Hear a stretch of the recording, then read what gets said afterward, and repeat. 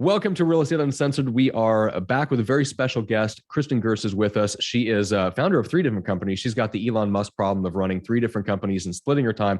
But we're going to do a quick little 10 to 15 minute masterclass on Airbnb and what agents need to know. Because Kristin, you're getting a ton of questions about this. You're buying and selling mortgage notes, you're investing, you're doing all kinds of fun stuff, but you've been getting a ton of buzz and requests to speak on Airbnb, a lot from agents, it sounds like. And I want to delve into this just a little bit. So for those that don't know, give me just the little, 60-second version, who you are, where you are, and how in the world do you tell people what you do when you're trying to run 3 companies?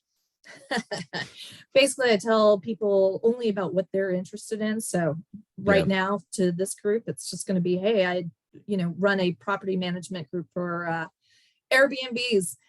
My name is Kristin Gerst. I've been a full-time real estate investor since January 2005. So that's a long time. Mm-hmm. And I got into Airbnbs 4 or 5 years ago at the request of my accountant, because I was getting screwed on my taxes and she needed more places for depreciation. So I wasn't making so much money just on all of my mortgage notes. Yeah. And your partner on Real Estate Divas, which people should go check out. So that's on YouTube. Right. So your partner on that is a broker.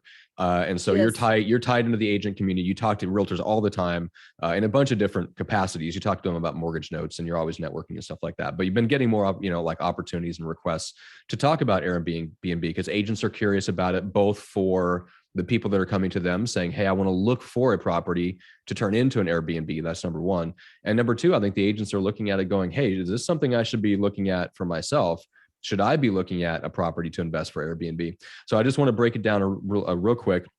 What should the agent know first, right off the bat, about what makes a good, successful Airbnb, either for themselves or for clients? Okay. One, you need to know your location and who is going to come stay at this property. So I have 3 different types of Airbnbs that I run in Dallas itself. Mm-hmm. One are very large properties, estates that have pools. They're usually 5 or 6 bedrooms. They will sleep a minimum of 12 people.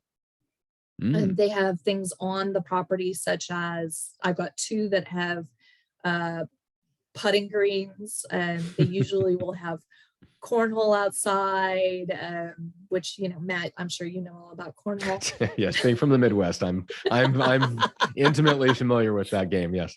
You're welcome. You're welcome. We'll have, poker tables set up and all sorts of activities.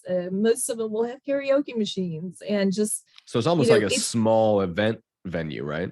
It is. Like you can pack now, a lot I don't of people allow in. any large parties or events or anything like that, but they get rented out for traveling business groups. Yeah. So if everybody's coming down for a mass meeting, it's really great if you've got 5 executives. They get to share this 5-bedroom house. Yeah, they've got meeting a hotel places within, entertainment. Yeah. So that's one. But also, what else are those good for? Family reunions. So you've got families who will come meet locally in Dallas for that. Okay. The second that I have are kind of small to medium houses that are, either 2 or 3 bedrooms. They probably don't have a pool, but they'll have maybe an outdoor fire pit area, outdoor kind of dining, living area. Mm-hmm. It maybe won't have a pool table inside like the big houses do, but it'll have maybe a shuffleboard or something like that. Okay. And then my third one that this is what I originally got into with Airbnbs. I decided that I wanted to hit the traveling businessman market. Which so you're renting a pod in your backyard? No. Japanese style pod. Okay. I don't want these people at my house. Okay. No, so I was finding condos that were not, that had HOAs that were pretty decent, that, didn't restrict Airbnbs. And so I would have these traveling businessmen that would come and stay, during midweek. And then it's a 1-bedroom condo. So you might have, on the weekends, you would have couples coming in for just the weekend, and they might be catching a show or a concert or going shopping or whatever. So that was my, those are my original. Now, I got very lucky, and I will completely attribute this to luck. I don't know why, but I dove into the traveling nurses market. for those Oh, one yeah. bedroom condos Okay. 6 months before the pandemic hit. 6 months. And so all of a sudden, all of my one bedroom, they're booked. And I mean, they are booked solid from the day a nurse checks out. I have one checking in that afternoon. Wow. And it is day for day. every Interesting. single month, all month, they're just booked nonstop. Okay. So looking at that, those are like the 3 different ones I put in. You need to know what you're buying and who you're going to be going to. So as far as what the location needs to be for those family reunion places, you still need to know that those people are coming in for weddings. How close is it to major wedding areas? I've got one house that is booked nonstop starting April all the way through October, where it might only have 2 or 3 nights a month not booked because it's half a mile to the Dallas Arboretum. And they've got the wedding family comes in, books it for an entire week. Okay. And then, and then next week I got the same thing. So it's knowing the location and, hey, is this going to attract, people to this location? What's going on? What are the events? Are there concerts? Is there theater? Are there museums? Is there shopping? Now, would you then try to tailor the house to whatever it's closest to? So concert venues, like, do you lean into that, or is weddings one of the only things where it's worth like leaning into it and actually modifying the house in some way to try to make it for that specific purpose? I have a good time with, even if most of all of my one bedrooms, anything that I've personally bought, I buy it and I take it down to the studs and I completely rehab it because I know that I want something that's not going to have problems, going down the road. I want to know exactly how this place is put together and everything is good. But that being said as well, I get to have a lot of fun with, my decor. I get a lot of inspiration from, like, for my bathrooms, from restaurants, because you walk into a restaurant and they've just got a cool, funky bathroom, right? And you would never put that in your real house. But when it's an Airbnb, stuff like that is attractive to people. They'll see a picture of it and go, oh my God, that bathroom's so cool. Makes it memorable. Yeah. Right. That's interesting. They won't even know why they're booking it. Right. They won't know why this one stood out over the last one. And it turns out it's because the decor is cool. Yeah. It might just be, one of them, I've got this literally 6-foot painting, like Art Deco painting of Marilyn Monroe. And I get more comments on that freaking painting than anything else. Oh yeah. And people are like posting it on Instagram, taking pictures of themselves in front of it, like all that stuff. Yeah. No, and it's great. Right. And I love that. In fact, I even say, hey, take any pictures, please tag Elite Property Management, on Instagram. So a lot of that. So when you're looking at, but the number one most important thing, so when you're looking at how much you should be spending. So a couple weeks ago, I got a call from a realtor and she was like, I have got the best property for you. It would make the best Airbnb. Translation, I can't get a buyer to buy this thing. And I think you'd be willing to spend, the price tag. And the seller wants like $250,000 more than what the property is worth. Right. And, a realtor hears, oh, somebody who's using it as an Airbnb can profit off this thing, even if they're paying more than the property is worth. And that's true to a certain extent. But the house only had, really what we could make into 5 bedrooms. And at 5 bedrooms, the top purchase price is around $700,000 to $800,000. Yeah, so still almost double or around double what you would want to pay for that to be an Airbnb. Yeah, right. I mean, people are still not going to pay more than what the local economy is supporting. And the way you go and look at that is you look at the hotel rooms. What's it cost to rent a hotel room? And then multiply it by the rooms you have. So if you've got a 5 bedroom and you know that it costs $200 a night for a hotel room, well, then you know that you can rent that thing for $1,000 a night and it's still a great deal.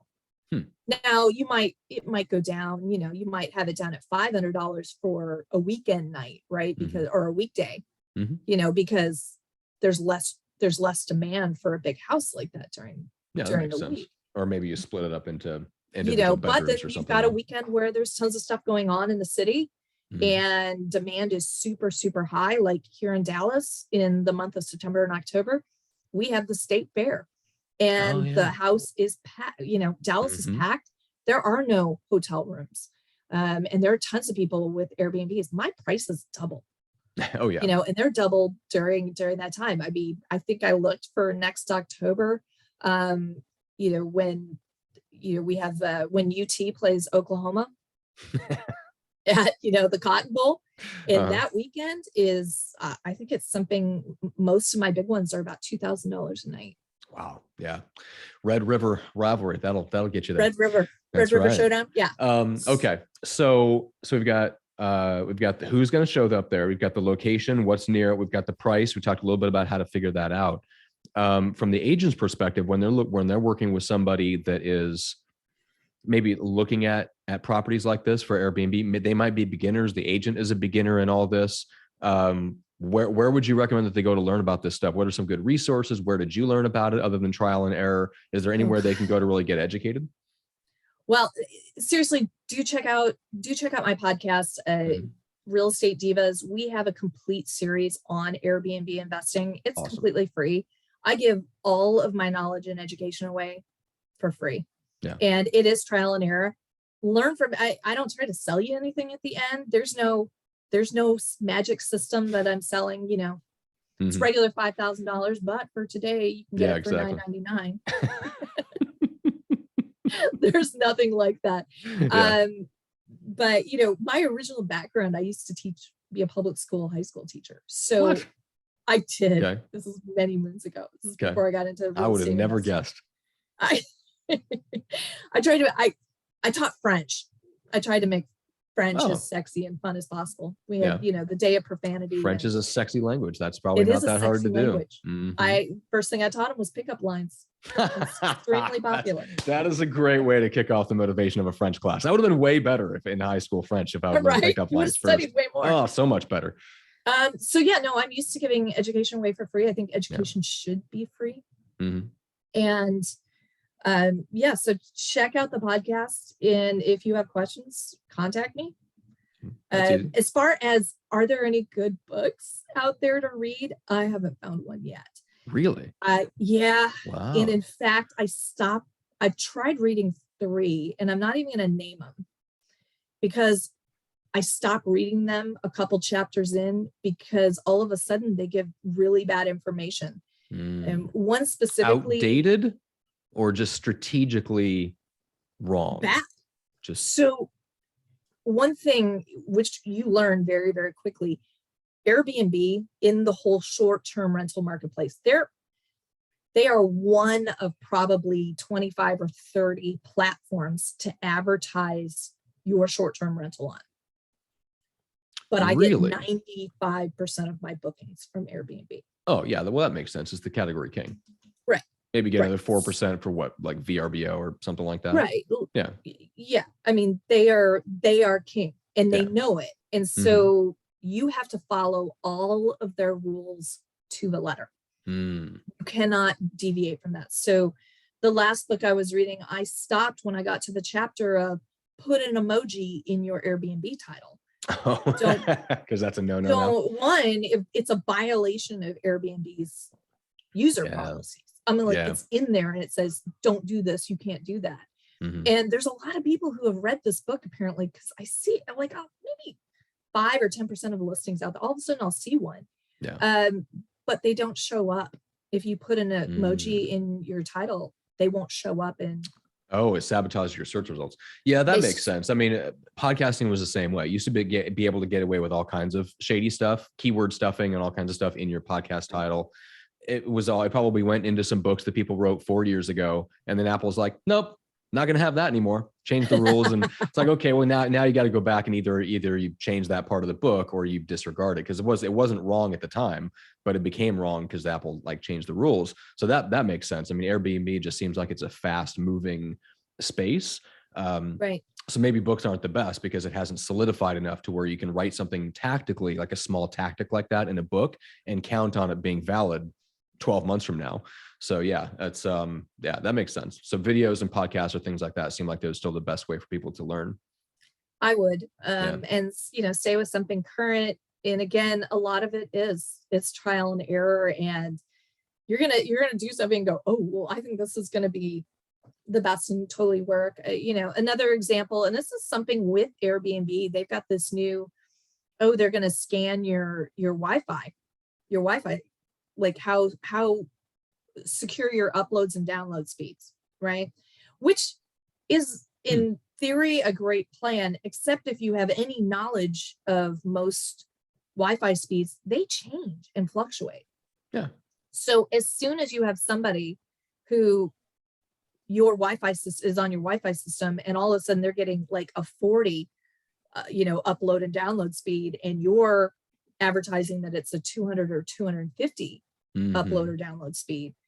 Yeah, I mean, that's just something I don't publish, because all of a sudden I'll have somebody go, this is falsely advertising. I need, I need you to compensate me and send money back. So yeah, that's irritating.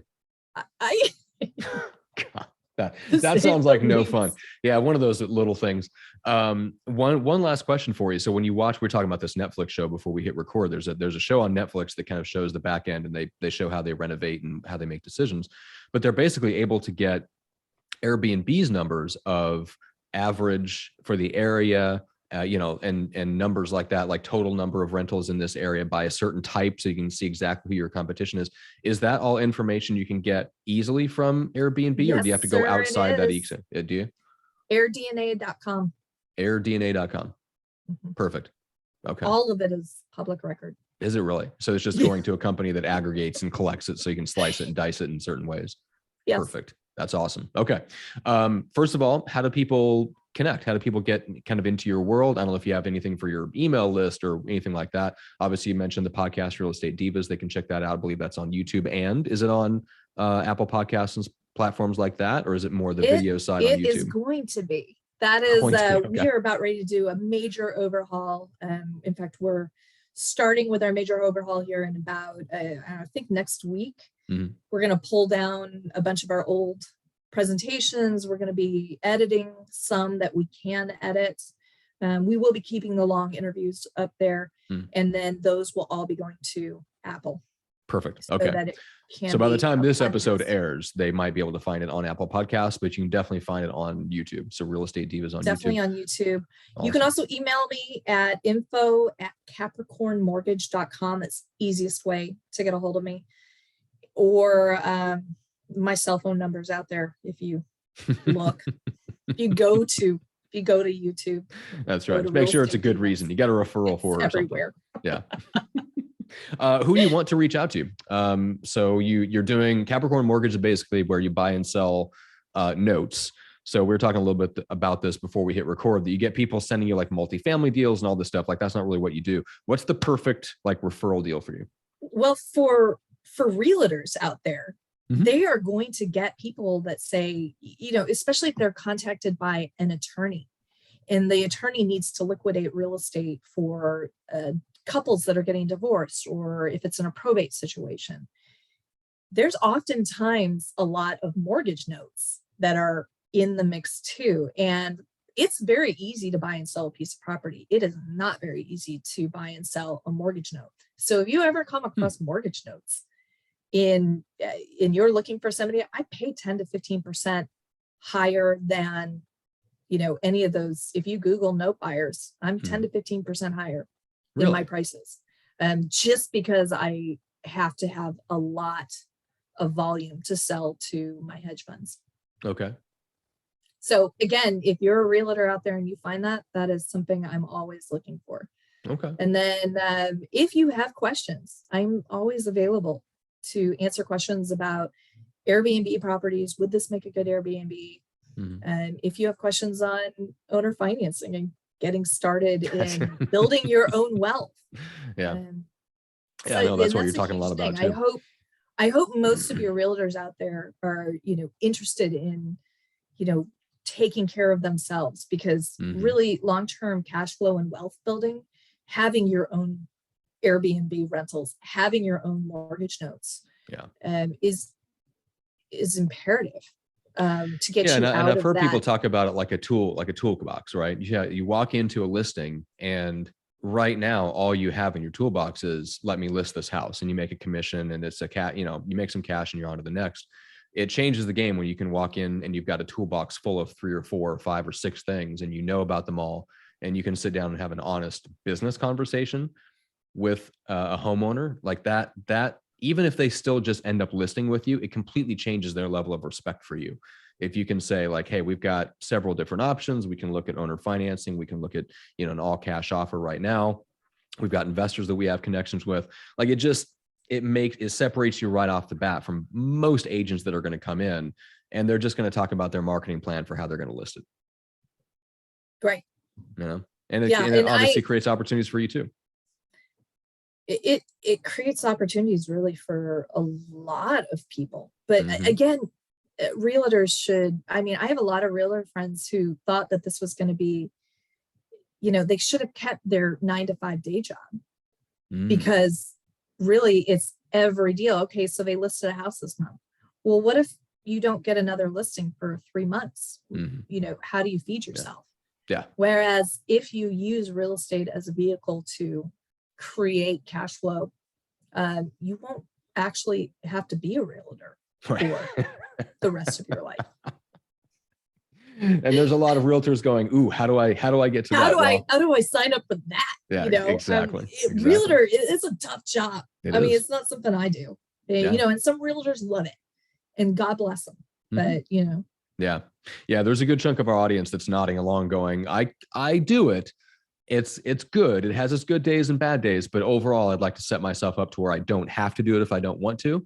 And that's why, like, for anybody that's listening, if you've noticed the tone of the show, like, we've started to bring more people like Kristin on, and like Nancy Wallace, Lobs on, and just people like that have a different perspective and are basically like just giving you a little peek of open doorways into these other arenas of real estate, so that you can check out and see, well, maybe I want to learn more about notes. Maybe I want to learn more about Airbnbs and different things like that. Cause I want to give our audience a peek into these other areas where they can get involved and start building up those other parts of their toolbox. So this has been awesome. I appreciate it. And I knew it was going to be a blast from the second you jumped on. So it's not only just been like, I got to ask some selfish questions about Airbnb. We got to help some people. We had some laughs. I loved it. It was awesome. We'll have to have you back, and we'll talk about whatever we find an excuse to talk about, basically.